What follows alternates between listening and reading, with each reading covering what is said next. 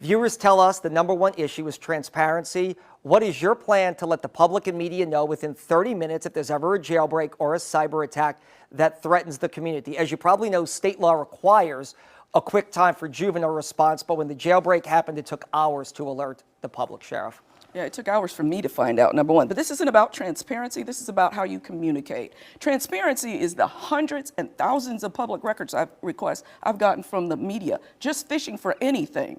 All of them have been answered, and the 200 that were left over from the Gusman administration, I also answered. We answer public records requests. We are transparent. We even put out what goes on in the jail. So that's what happened.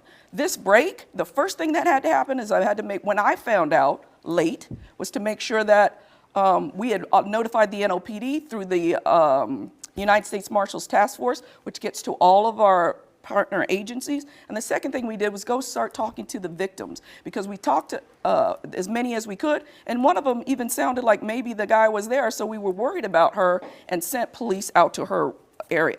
There's more to it than just that. We also had to then lock down the whole jail and make sure everybody who was already out in the streets was accountable for it. So it wasn't quite that simple.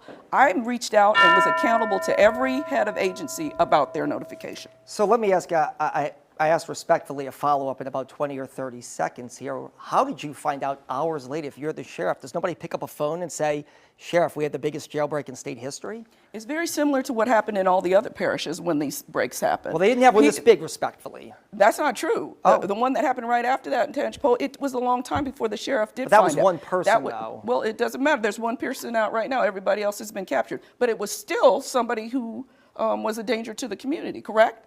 And so that's when people are going to be in trouble. Yeah, they're not in a hurry to tell their boss about that.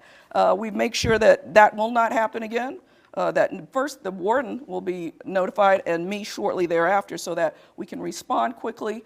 And I've already talked to the city about their communication system, which is more efficient for getting it out to larger bodies of people and using that. We use that with the cyber attack to share information as well. According to State Rep Debbie Zellio, it's going to be required under state law here next.